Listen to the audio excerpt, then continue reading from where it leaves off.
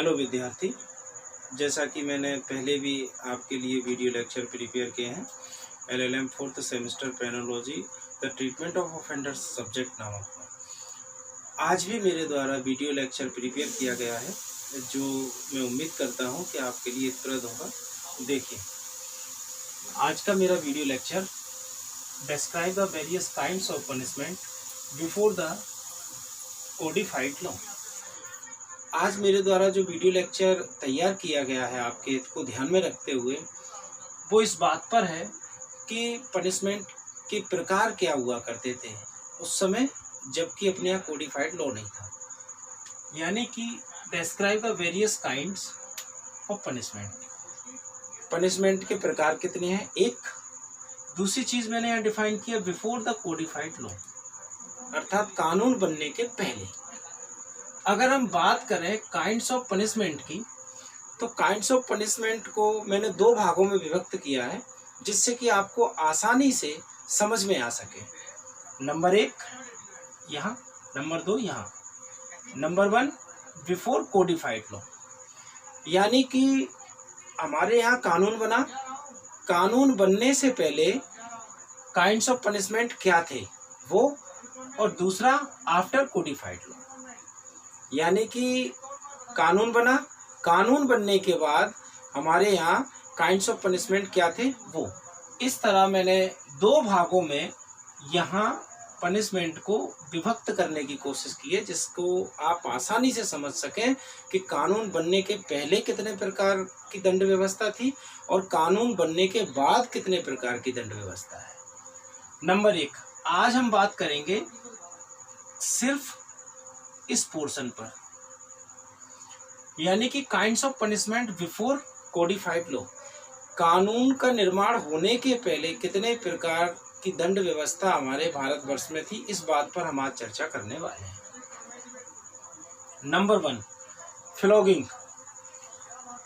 यानी कि भारत में जब कानून नहीं बना था उससे पहले जब किसी व्यक्ति द्वारा कोई ऐसा कार्य किया जाता था जो कि अपराध की श्रेणी में आता था, तो उसके बदले में उसे दंड स्वरूप कोड़े मारे जाते थे, अर्थात कोड़े मारना, फ्लॉगिंग, यह व्यवस्था थी।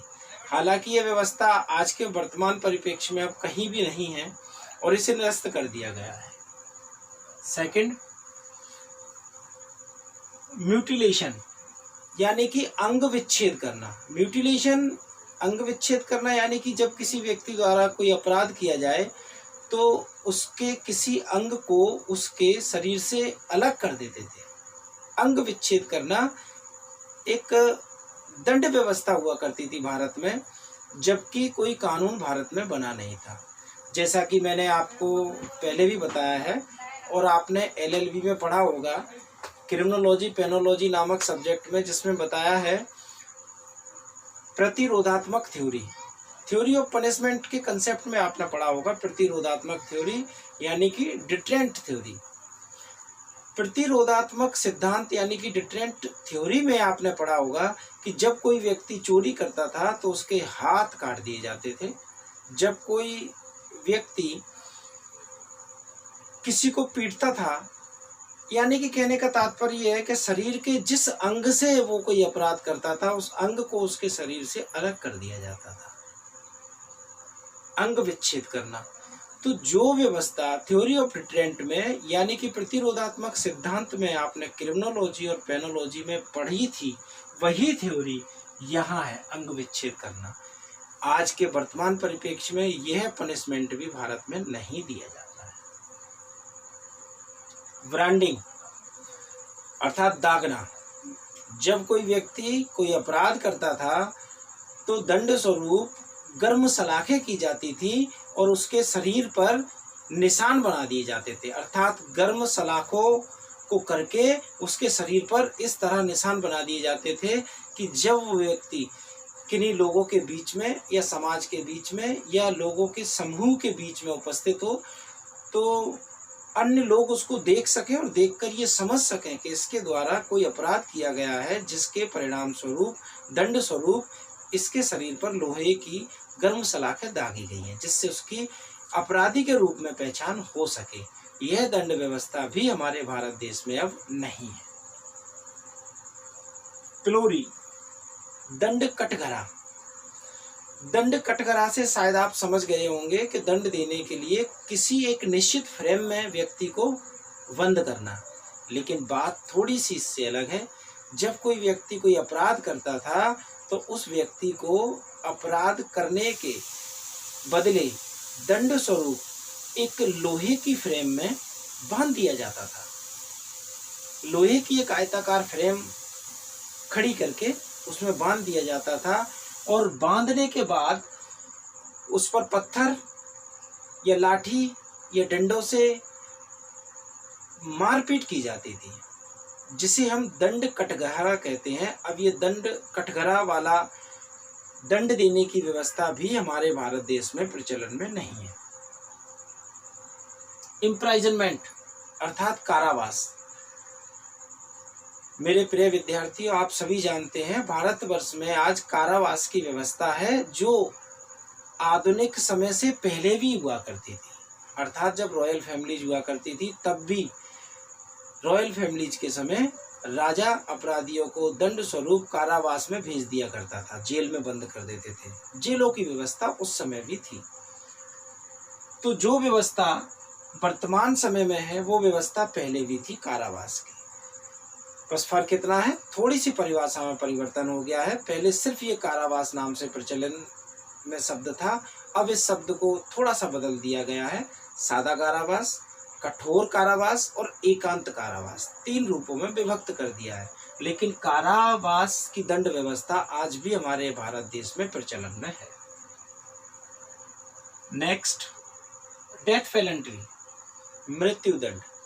डेथ पेनल्टी यानी मृत्यु दंड से तात्पर्य जब किसी व्यक्ति द्वारा कोई ऐसा अपराध किया जाए जो कि रेयर टू रेयर हो, जिसे सुनकर देखकर अंतरात्मा से आवाज निकले कि ऐसे व्यक्ति को तो जान से मार देना चाहिए। जब कोई ऐसा व्यक्ति जो बिल्कुल भी पढ़ा लिखा नहीं है, जिसने कानून बिल्कुल नहीं पढ़ा है, लेकिन वह व्यक्ति भी जब किसी ऐसे अपराध के बारे में सुने तो उसे सुनकर उसकी रूह कँप जाए और उसकी अंतरात्मा से एक आवाज निकले कि ऐसे अपराध करने वाले व्यक्ति को तो जान से मार देना चाहिए। अर्थात वो कानून का ज्ञाता नहीं था, वो नहीं जानता था कि इस अपराध के बदले इसको जान से मारने का प्रोविजन है, लेकिन फिर भी अंतरात्मा से एक आवाज निकली। यानी कि जब रेयर टू रेयर केस हो, जब कोई ऐसा मामला हो, विरलतम बिरला मामला, जिसमें लोगों की रूह कँप जाए, निर्दयता की सारी सीमाएं पार कर दी जाएं, क्रूरता की सारी सीमाएं पार कर दी जाएं, तो अंतरात्मा की आवाज निकले। ऐसी परिस्थितियों में डेथ पेनल्टी यानी कि मृत्यु दंड देने की व्यवस्था है आज भी, और ये पहले भी हुआ करती थी। नेक्स्ट, बैनिशमेंट, देश निकाला।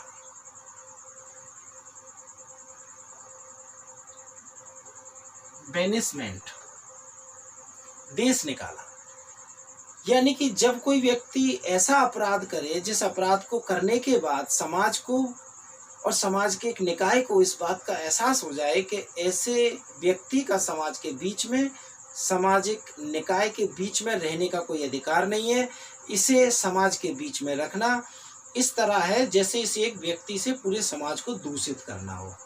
अर्थात इस व्यक्ति की हमें ज़रूरत नहीं है, और ये व्यक्ति अगर हम लोगों के बीच में रहेगा तो समाज को निश्चित तौर पर कहीं ना कहीं नुकसान पहुंचाएगा, छवि धूमिल करेगा और गंदगी फैलाने के अलावा कोई कार्य नहीं कर सकता है। ऐसे व्यक्ति को उस समाज से, उस देश से बाहर कर दिया जाता था, अर्थात उसे देश निकाला दे दिया जाता था।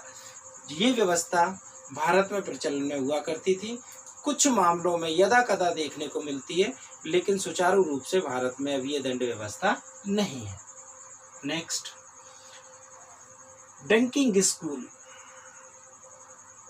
जब कोई व्यक्ति कोई ऐसा अपराध करता है जिस अपराध के बदले उसको एक चेयर पर यानी कुर्सी पर बैठाकर हाथ और पैर उसके बांध दिए जाएं और फिर उसको पानी में डुबोया जाए और बार बार निकाला जाए, बार बार डुबोया जाए, बार बार निकाला जाए, यानी कि पानी में डुबोकर निकालना, फिर डुबोना, फिर निकालना, उसे ऐसी घुटन भरी स्थिति में लाना जिससे कि उसे इस बात का एहसास हो जाए कि मेरे द्वारा जो अपराध किया अत्यंत ही घृणित था, मुझे ऐसा अपराध नहीं करना था।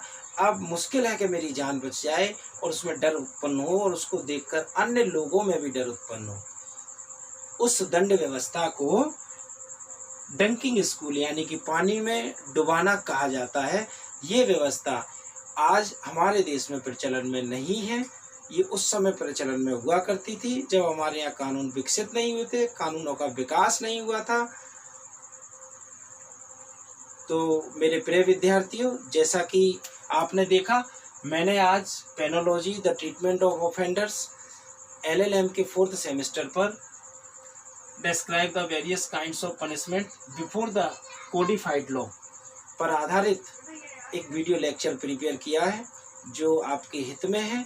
मेरा अगला वीडियो लेक्चर भी आपको प्राप्त होगा, जिसमें मैं इसके सेकंड पोर्शन यानी कि आफ्टर कोडिफाइड लॉ, यानी कि भारत में जब नियमों का, कानूनों का प्रादुर्भाव हुआ, अधिनियमों का निर्माण हुआ, उसके बाद दंड व्यवस्था क्या रही, कानूनों के प्रकार क्या रहे, पनिशमेंट का प्रकार क्या रहा, kinds of punishment after codified law, आप मेरे अगले वीडियो लेक्चर में देखेंगे।